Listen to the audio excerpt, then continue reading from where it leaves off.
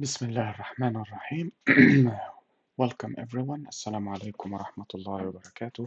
Peace be upon you all and welcome to the channel. Today's topic is rather important because it plays a pivotal role in building social or societal structure or framework. Today's topic revolves around 11 personalities you should be aware of. Either Either you should limit interactions with them as best as possible, or avoid them completely if that is feasible. Sometimes the second option is not available because these people could be members of your family or even people at work or at school.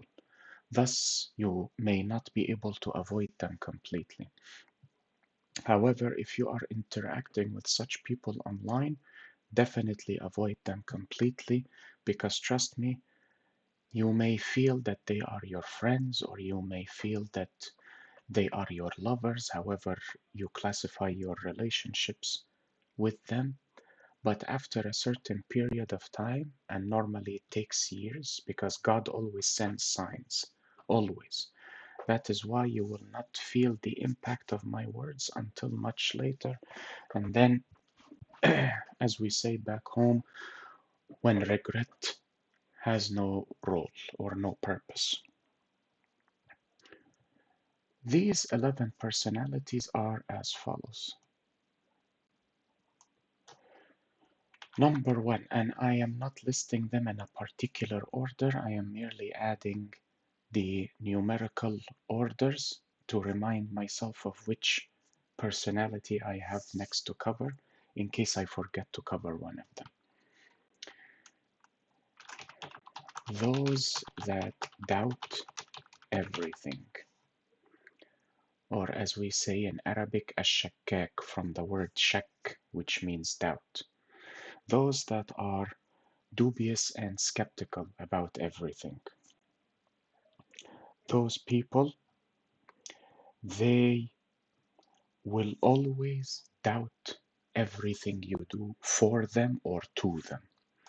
There is always an ulterior motive to anything and everything, which means that you will always be guilty or you will always be a suspect. If that is the case, you can never have a healthy relationship with that person because you are always guilty or you are always suspected of deviousness or maliciousness.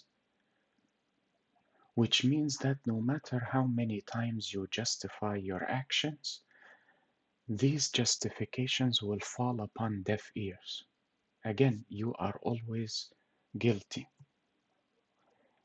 And do not even consider the option of having an open, candid, direct, honest, and blunt conversation. In this day and age, people fear confrontation. Why? Because it reveals their truth. And in this day and age, many people hate the truth about themselves, which is why when you advise them, they hate you even more because you remind them constantly of how low or how terrible they are. That is number one. Personality number two. Those that refuse to debate with you logically. This one should be rather obvious. When you have someone that asks you to prove that the sun is in the sky when it literally is, there is no point in discussing anything with this person anymore. And I will share a story that was told to me by someone. He met an American girl online. And for those that are upset with the term girl, honestly, she does not even deserve the term female, but anyways, or woman. She is unworthy of all of that, but anyways. They met, I believe, for D&D or some sort of game online. Anyways, for those that do not know, D&D stands for Dungeons and Dragons. It is a tabletop role-playing game. While they were talking, she shared her history with him, that she was in a relationship with a Canadian online since she was 16 or 17. Pedophilia, basically, but obviously with Westerners, as long as I am doing it, I am fine. But if someone else is doing it, oh, you rapist, you molester, anyways. But then I believe after 1 year or 2 years of quote unquote dating, if you would like to label it as such, he informed her that he was not ready for a committed relationship, which caught the attention of the person recounting the story to me.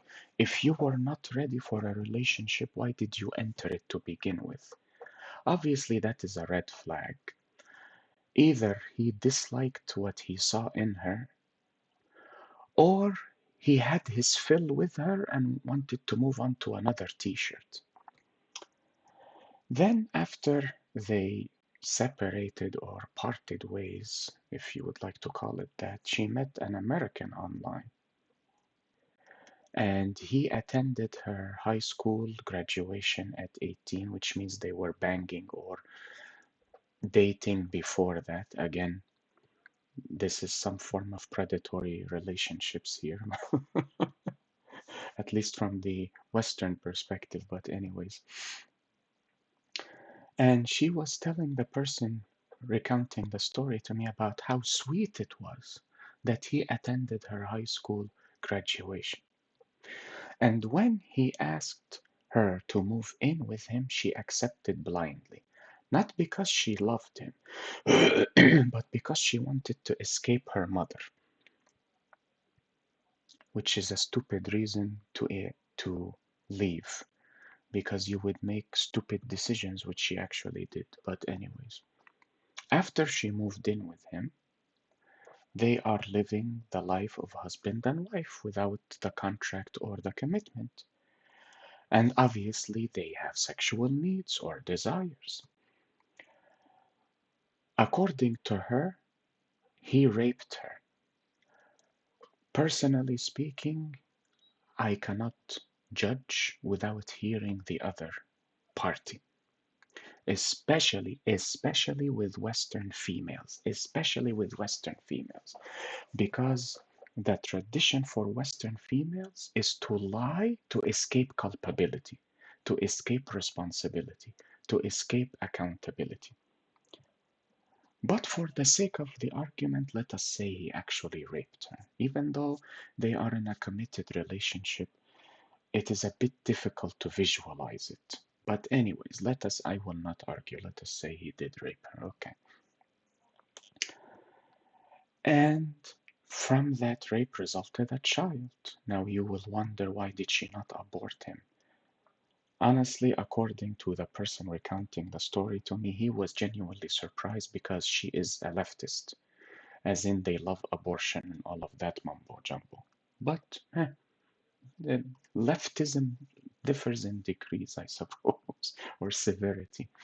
Anyways, then they parted ways not because of the rape, but because there were issues between the man and her family, which is obvious. This is online dating after all, and she left for the wrong reason, anyways.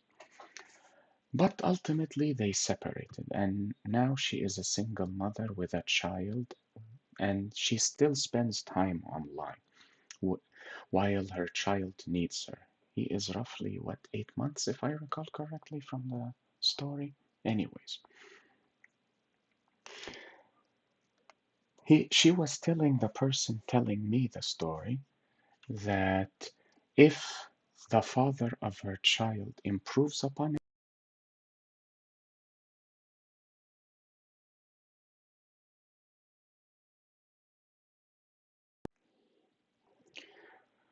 oh man, this headset. Anyways, She will either return to the father of her child if he improves upon himself, which is strange because he is a rapist according to her. If not, she will still cling on to the hope that the Canadian will be ready, even though she shared that he was already in a relationship, but it was for certain reasons. He was helping. He was helping the male he was dating with a green card, perhaps, or some form of permanent residency. God only knows. So the person recounting the story to me told her, listen, I am a man, and if I tell a woman I am not ready for a commitment, that means I am ditching her.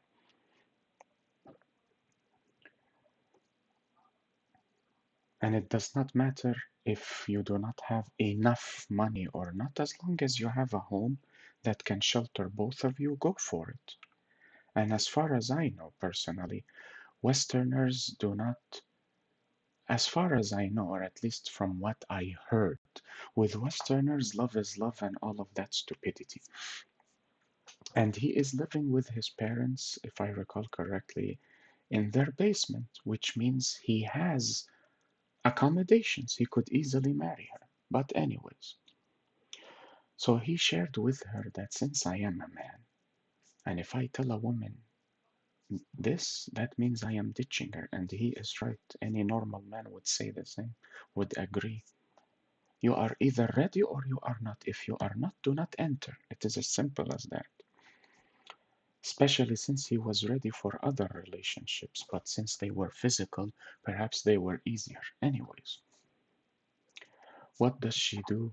She goes to the Canadian lover and tells him, oh, did you say that you are not ready because you are ditching me or abandoning me? Then, a few days later, they meet again and she tells him, oh, we reconciled and we are in a relationship now. And he wondered, just as you are probably are, how is that possible that it is a light switch, turn on, turn off? Once she shares her concerns with you, suddenly you are ready? And then she shared with him that they have an agreement. Both of us will be emotionally involved or attached with one another. Sexually, no.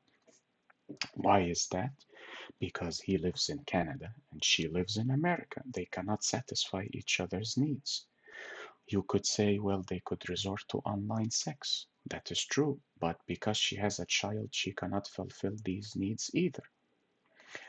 So the person recounting the story told her or asked her, I do not understand. Well, because, for us Muslims, this is very strange and very stupid too, these types of arrangements. And she shared, oh, think of it this way. We are married, but I allow you to go to strip clubs. No normal woman, no normal wife, no normal mother would agree to that. Normal. Leftists and all of these abnormalities, definitely. But, anyways, then the person asked her, what if he meets someone in Canada physically for the sexual satisfaction, but then he becomes emotionally entangled with her? What will you do? And that is when she fell silent. And because of his words, she started to despise him. Why? Because she refuses logic. And also returning to the point earlier that people reject the truth because they wish to believe their lies. She wishes to believe that the Canadian genuinely cares about her. She even told him, oh, he will meet me in December of 2026 so that we finally meet, and then he will take me to Canada with him and sponsor him. And his father offered to help with the expenses, even though, according to her, he and his father are not communicating with each other.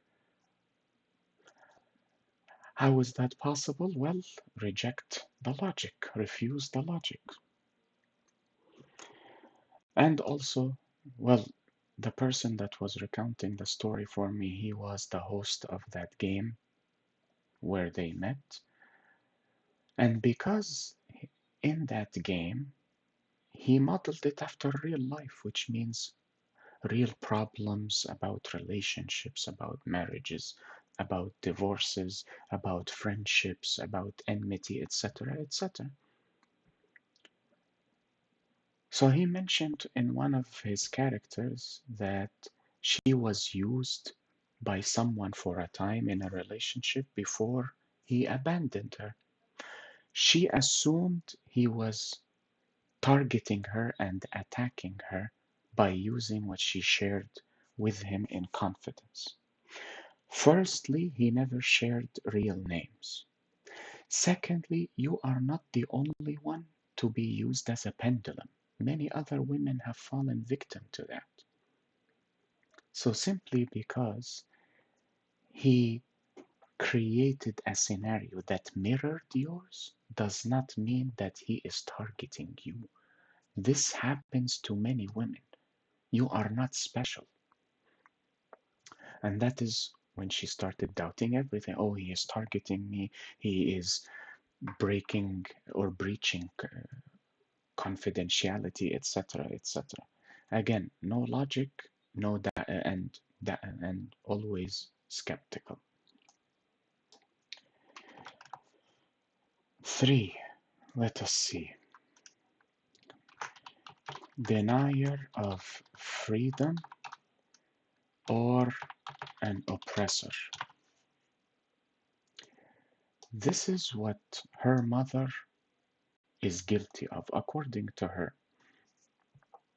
But from what she shared, I agree with her that her mother is overtly strict, overtly strict. And what happens with children whose parents are overtly strict is that when they find an outlet, they immediately seek it without even thinking because they simply wish to break free, which is why you should limit or avoid interacting with such people. Why? Because they will always see themselves as superior to you, and you will always be seen as an inferior being to them, which means that they are always right and you are always wrong.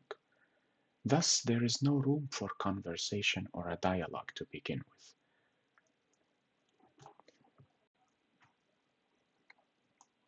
with. Okay, number 4. Those that resort to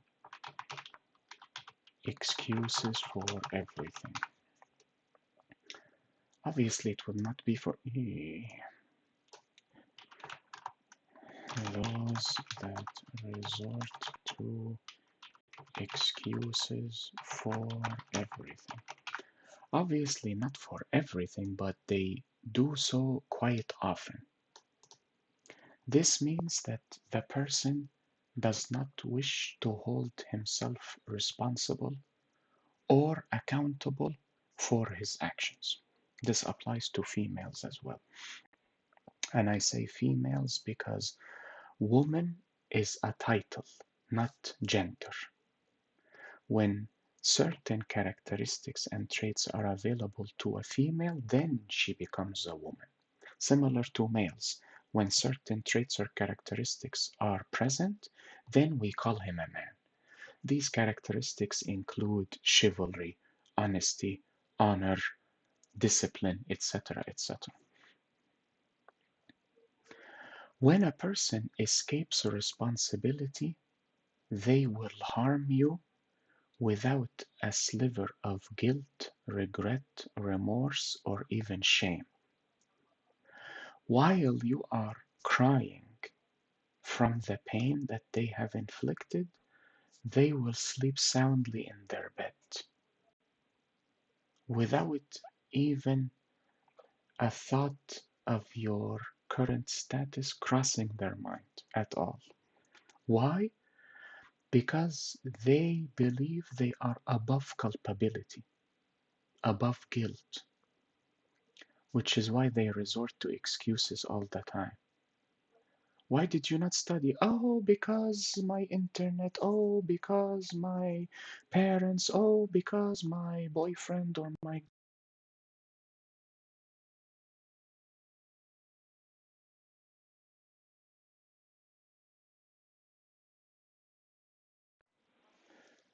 apologies for the interruption. Or because of this, because of that. They will never say, I am at fault. And to be quite honest, people will respect you if you admit guilt or take responsibility for your actions. People will respect you. Whether they love you or hate you is irrelevant. What matters is respect, not love or hate. Because you cannot be loved by everyone, just as you will never be hated by everyone either. But people respect those that speak the truth, even if it will lead to their execution.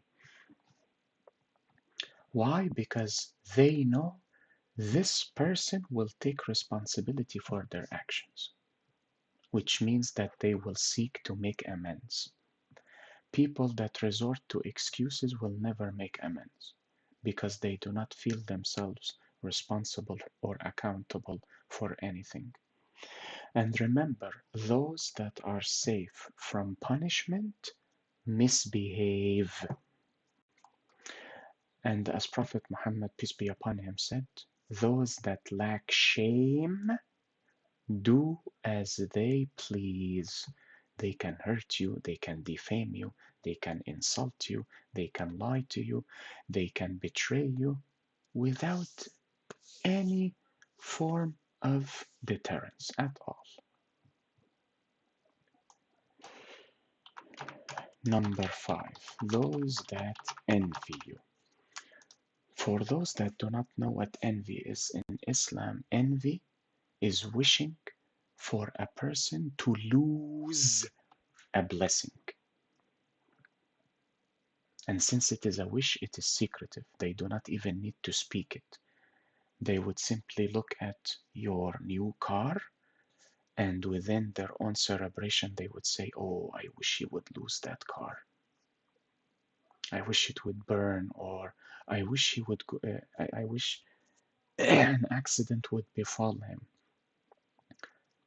because I love that car and he does not deserve it. That is envy. Or I believe Westerners call it the evil eye, if I recall correctly. Regardless, I will use the term envy. Or in Arabic, it is called hasad. Those that envy constantly are called hasud. That is the adjective for it. Why is this a personality you should avoid? Because those that envy you hate you. Why? Because you are better than they are. You might ask, well, why do they not improve upon themselves to reach my level? Because they are low-life scum. Low-life scum prefer that you drop in rank or status to their level, or preferably lower than they are, rather than putting in the effort to rise up.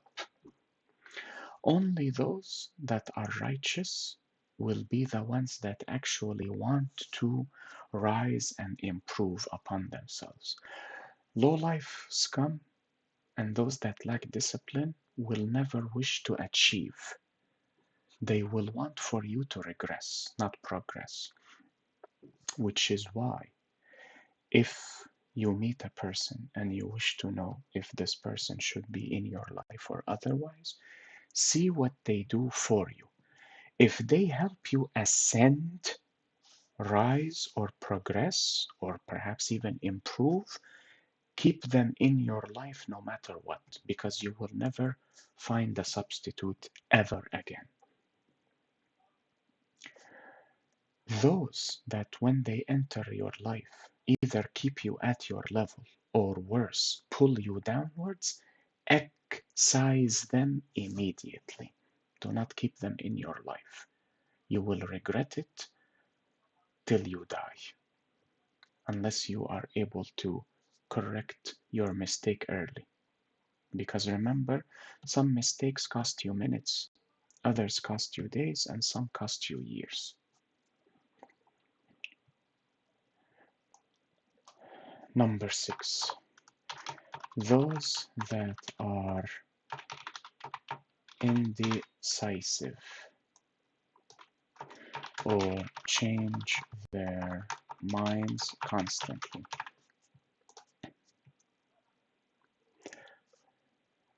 Though this personality is rather obvious, the reason you should avoid this personality is because there is no consistency to it. And thus, you do not know what is truthful and what is a lie. You do not know when to believe them and when to disbelieve them. You will always feel threatened because they keep changing what they say constantly. Or in the morning, they are calm, but at the evening, they are vicious. And no, it is not bipolar. You are either sane or insane. In Islam, you are either sane or insane. Insanity means the inability to differentiate between what is right and what is wrong. That is insanity in Islam, which is why these people are not judged by God, by Allah, because they cannot differentiate between right and wrong. Anything else is sane, which means you are responsible for it. Call it ADHD, call it autism, call it bipolar, call it whatever you want. As long as you are able to differentiate between what is right and what is wrong, you are responsible, full stop. Do not give yourself excuses because some people say, oh, he has asparagus syndrome or Tarantino syndrome, and that is why he is a douchebag with people. No, that is not an excuse. I do not care if you have asparagus or Toronto syndrome. I do not care. You know what is right and what is wrong. Do not do what is wrong and then use your supposed disease to justify that it is right. I will call it Asperger's and I will call it Tourette syndrome when you actually have it, when this prevents you from identifying or differentiating right from wrong. Then we will talk. Until then, it is asparagus and Toronto or Tarantino. Number 7, those that are cheap. Now, normally cheapness is associated with financial components or the financial aspect of life. But you have to remember, those that are cheap with everything. Here I will add, or are not generous. Now, why is that important? Because those that are generous financially will be generous with everything, generous with mercy, generous with kindness, generous with forgiveness, generous with advice. They will be generous with everything. Why? Because the most difficult part of a person is to spend money. So if they spend money generously, they will be generous with everything. Those that are cheap, however, will be cheap with everything, not only money. They will be cheap with their emotions. They will be cheap with their advice. They will be cheap with their mercy. They might not even show mercy, etc., etc. And I would like to take this moment to recount a story. Long ago, an elderly man sat and gazed upon the door of his house rather somberly. His son walked by and saw his father with the sorrow gripping his visage. So the son inquired, "Father, why are you sad?" The father replied, "This door," and he pointed to the door, used to be a gateway for people's problems to be resolved. And since I am old and I will die soon, that portal or that gateway will be closed forever.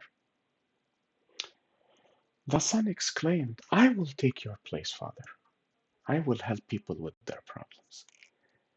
The father scoffed mockingly. Do you believe you can take my place? The son replied confidently, Yes. The father nodded. I will test you, and if you are ready, I will judge that you are ready. The son, the son welcomed. Please go ahead, test me.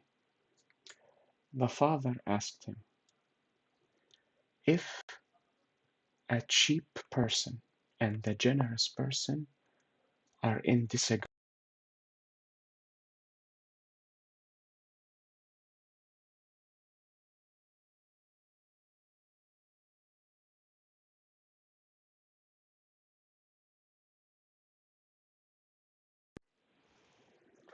Oh man, these interruptions. Anyways, if a generous person and a cheap person are fighting, how would you resolve their conflict? The son replied easily. I will take money from the generous and give it to the cheap person.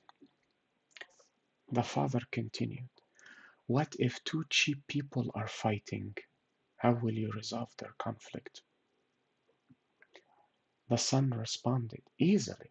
I will take money from myself and give it to both cheap people. The father then asked, what if two generous people are fighting? The son remarked, Father, if two generous people are fighting, they will not come to me. Surely they will be angry or upset with one another in the heat of the moment, as they say. But once it passes, they will reconcile by themselves. They will not need an intermediary. The father smiled warmly and remarked, you are ready to take my place. That is why you should avoid these types of people. Because when you fight with them, I will tell you I will tell you what the kidnapper told the actor Liam Neeson in his famous movie, Good Luck. They will not want, think of it this way, and if you live your life online, you most likely have encountered that. When people block you, when people send you a message insulting you, mocking you, and then telling you, oh, I hope you become a better person in the future, when they themselves are awful, but anyways, and then they block you without even hearing your side, know that this person is cheap. They are not generous. Because if they were generous, they would approach you. Listen, I am upset with you over 1, 2, 3, 4. Let us discuss this. Because I cherish our bond, I cherish our relationship, I cherish our marriage, I cherish our friendship, etc., etc.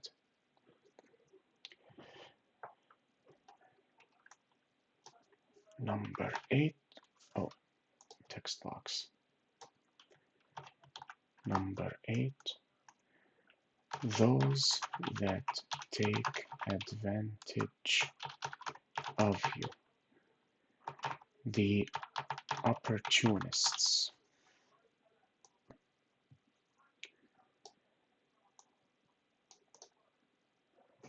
Yes, I know Westerners will look at that point and say, oh, sexually. No, not only sexually.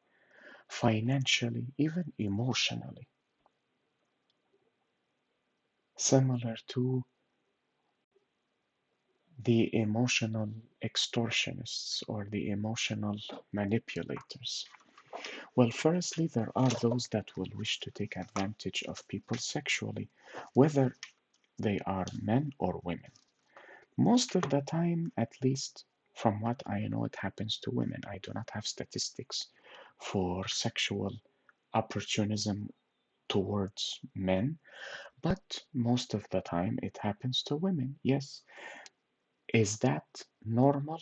That desire to have sex? That is normal. We are created with lust. There is no shame in having lust. The shame lies in how you express that lust.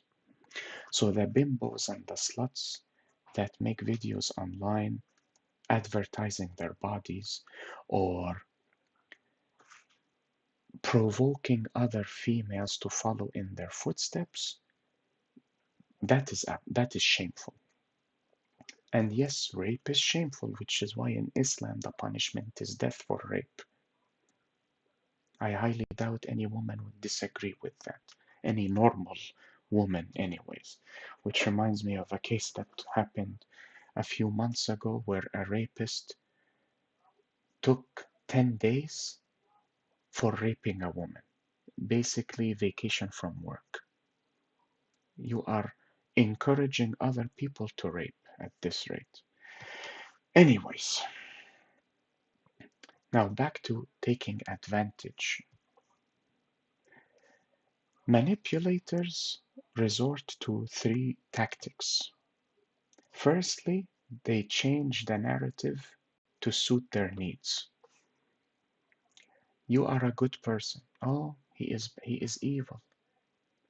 You are honest. Oh, he lies. You are generous. Oh, he is a manipulator. And I remember an incident that took place with a person I know online, unfortunately, which is why I always tell people avoid the online realm, really. It will give you ulcers. He met a 14-year-old online, and according to her, and yes, I have seen the messages that confirm this, she wanted him in her life as a guide because her parents are, well, let us say, neglectful. And school, well, you know that the current educational system is based on a Prussian or a Prussian, however you wish to pronounce it, a Prussian form of imprisonment. They created schools, basically. But anyways, they had an argument. He told her, listen, if I ever catch you lying, I do not want to contact you anymore, or I do not want you to contact me anymore. And then one day, while they were talking, he noticed a contradiction between what she was saying currently and what she said previously. And he told her, listen, there is a contradiction and you cannot reconcile it because her favorite answer is, I don't know, I don't know, I don't know why I said this, I don't know why I thought of that, etc., etc. So he told her, listen, I am parting ways. Find another guide or another teacher. And she started hyperventilating, which is a form of manipulation in of itself, calling it a panic attack. But let us say for the sake of the argument, it was truthful. It was a panic attack. Why? Oh, I do not want you to leave me. Please, I cannot live without you. All of that mumbo jumbo. But because she is a minor, her parents enforced a form of limitation on screen time. So whenever it reaches midnight, she cannot access anything that requires internet on her phone. She can only call or send SMS. So midnight drew close, and he kept calming her down. Okay, listen, relax, take deep breaths. We can talk about it later. And then the next day, they were talking, and she informed him that she wanted to commit suicide because of what happened. She felt guilty about it. And they discussed the matter calmly, and he raised his concerns. But then he attributed the contradiction to her lack of experience in life. Now, that person also, no, I would not say knows, but he was talking to that bimbo that said, oh, if we are married, you can go to the strip club. This is highly indecent, but anyways. They talked recently, and she told him, oh, he was manipulating you, changing the narrative to suit their needs. Manipulating you how? Oh, he manipulated her to the point of suicide, and then he did not show remorse. How do you know any of that? How do you know he did not show remorse? One could argue because the minor told her to, then she is lying. Because if he did not show remorse, why did she continue contacting him? Why did she need her input to finally realize, oh, he is manipulating me? Which means she was never honest to begin with. She simply needed a vine to cling onto, a tree branch. The second form of manipulation is being accused with charges that do not match you. Why? Because the aim is to put you in a defensive position. And once you reach that position, you have already lost. Why is that? The majority of the people will not even bother researching the truth or inquiring about the truth. And if you look at the general public, all you need is one false piece of news, and people will believe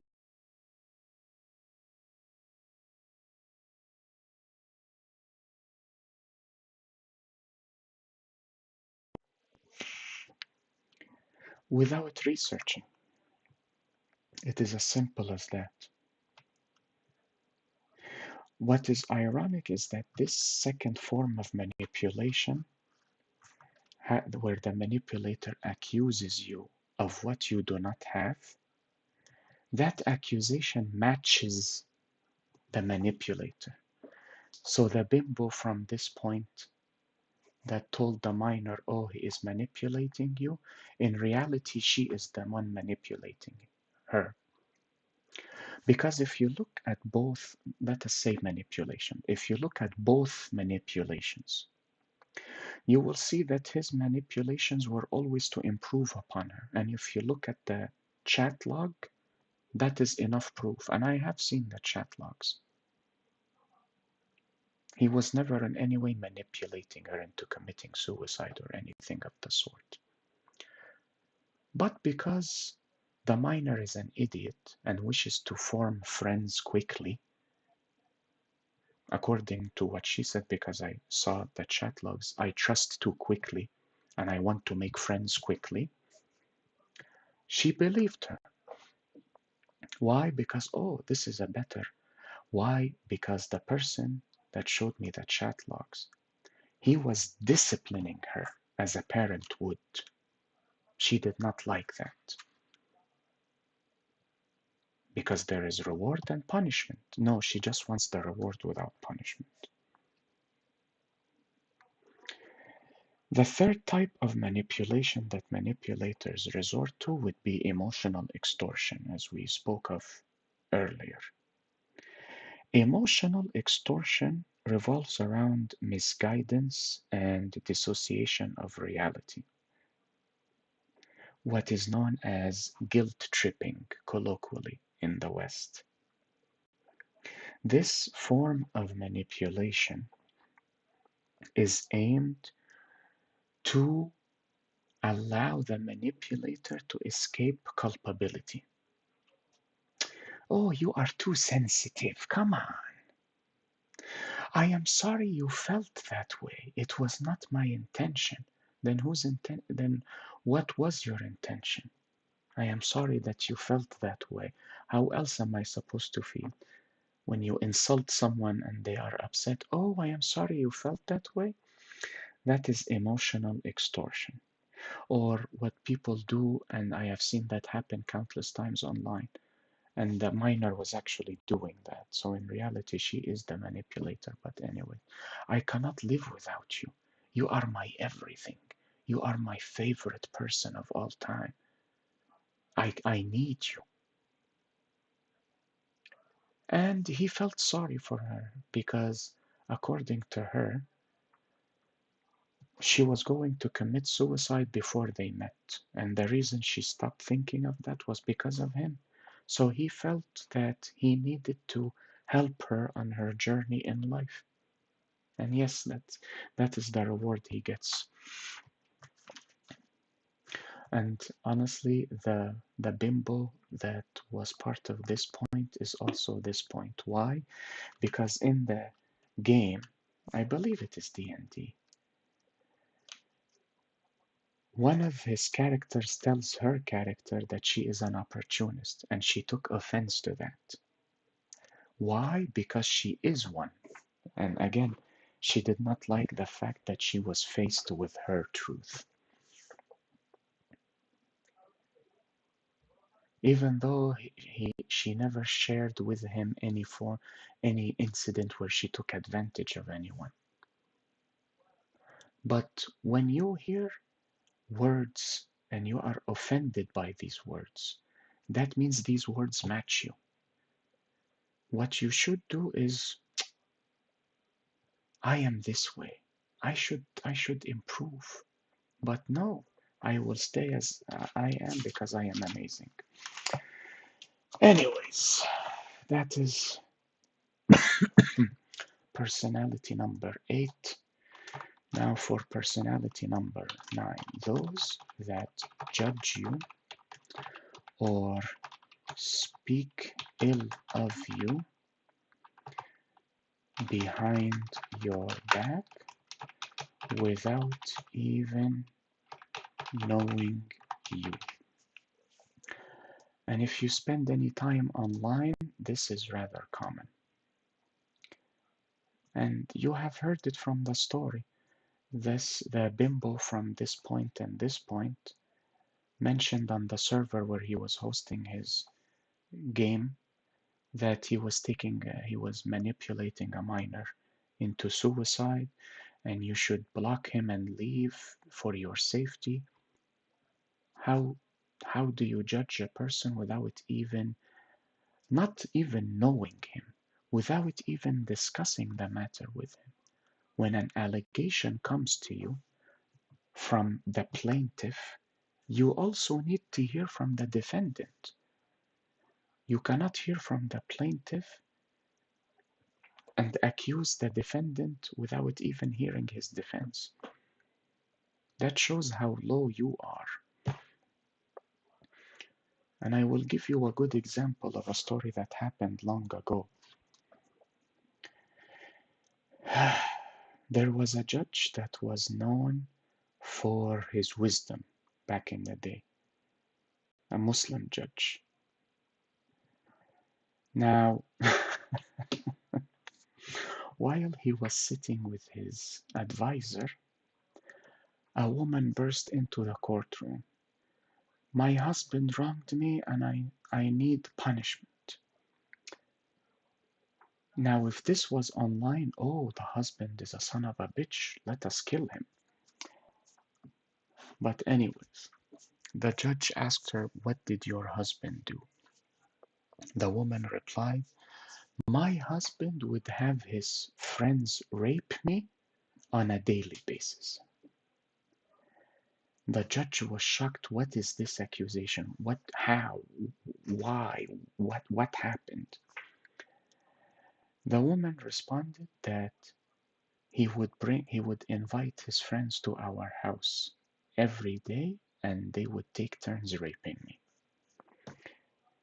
The judge remarked, fine, give me the list of your husband's friends' names or descriptions. The woman responded, he always drugged me, so I never knew who was doing it with me. Okay, fine, bring the husband. Again, if this was happening online, the husband would have been executed by now with defamation and also banishment from servers. But anyways, your wife is accusing you of inviting your friends over to your house to rape her on a daily basis. The husband was shocked. What is this? I never did any of that. She is lying. And the wife insisted, no, I am telling the truth. And again, when the husband inquired, give me the list of names or descriptions, she again resorted to her excuse that she was drugged on a daily basis and thus cannot provide answers to that.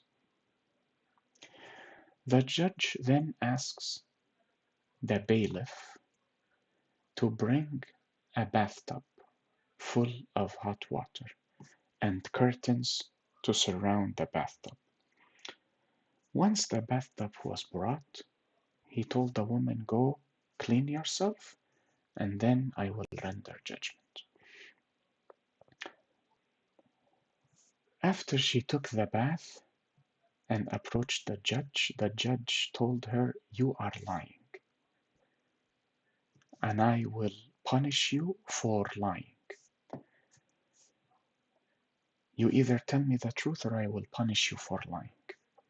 The woman quickly relented, obviously, and told the judge, yes, I am lying. The truth is, one of my husband's friends, my husband is a merchant, and back then they did not have any contemporary modes of transportation. They would use camels or ships or perhaps even walking sometimes. My husband is a merchant and he is away most of the time. So his friend would always come to check on me to see if I needed anything. And after talking constantly, we fell in love with each other to the point where I slept with him. I fornicated or I committed adultery. And now I am pregnant with his child. So he concocted a plan to rid me of my husband so that he and I can marry each other. The husband then was shocked. Who is this friend you speak of? And she replied,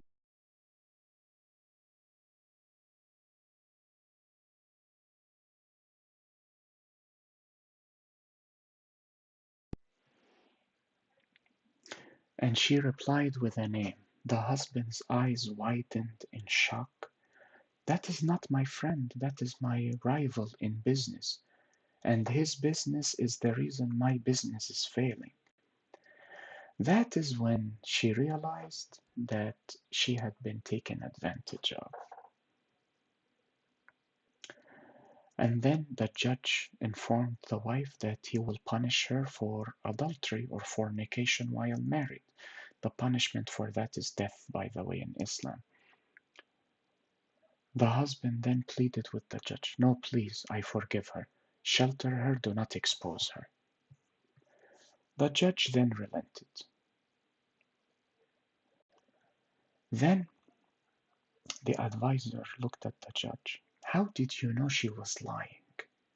You did not see any evidence. The judge remarked, I brought the bathtub and I explicitly asked the bailiff to fill it with hot water. When she entered the bathtub, she started screaming her husband's name. Help me, help me, help me, because the water was too hot. If she truly despised her husband, she would never have called for him to be her savior. And that is how I knew she was lying. That is just justice, to hear the other person's side before you even judge. You know, I realized I misspelled this. You know that God, Allah, on the day of judgment, for those that are kuffar, those that are not Muslims, once He finishes judging them by looking at the book of their life to judge every event of it, He will ask them, did my angels, the ones that record the good deeds and the bad deeds, commit any injustice towards you in any way? And the kafir will respond, no, Allah.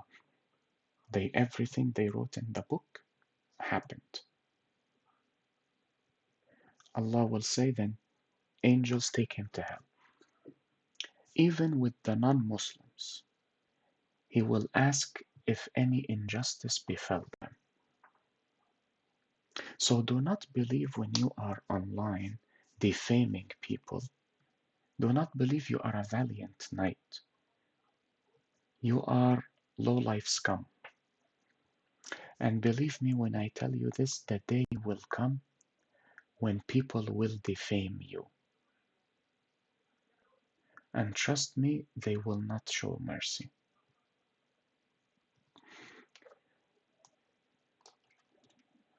Number 10. Those that wish for you to be unhappy. There are types of people that when they see you happy, they wish to sour your mood or your disposition. So they start discussing matters that will sour your mood. Obviously, that means they hate you. If a person loves you, they would want you to be happy. That does not mean that you should avoid serious topics. Of course not.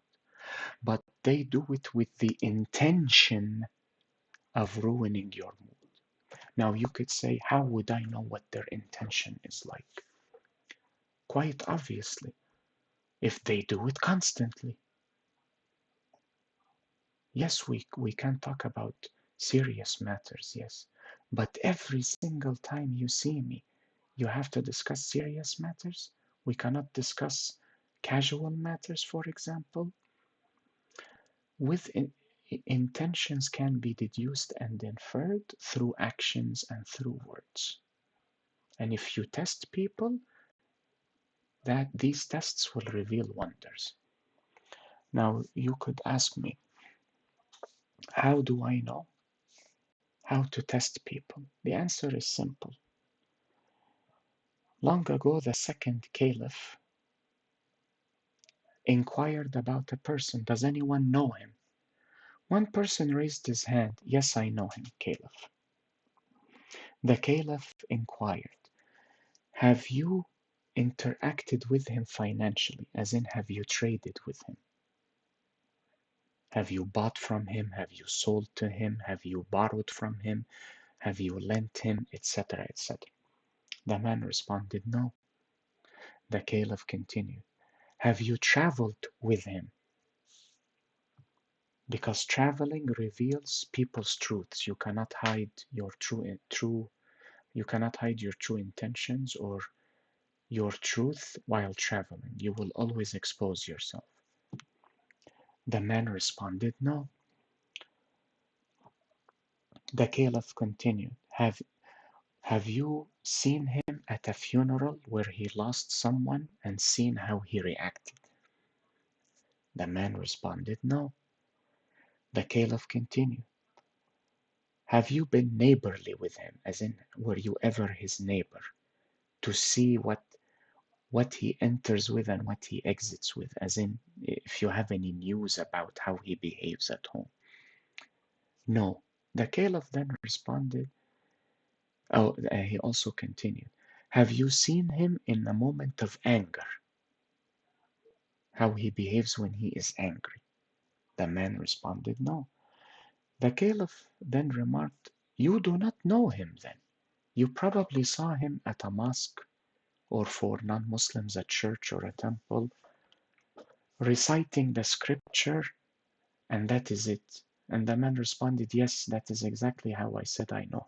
The caliph responded, then you do not know him. You must travel with a person to truly know them. You must see them at their moment of anger to truly know them.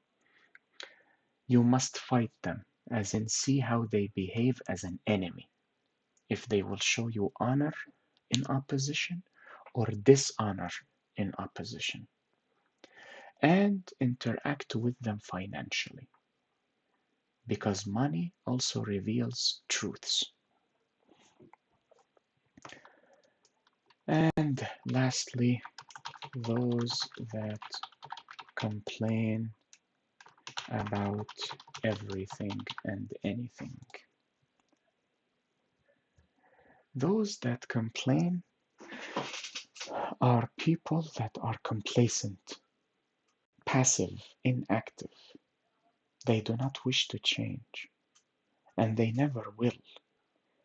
You will know that they have changed when they stop complaining, when they take initiative, when they be proactive, when they take responsibility for their actions.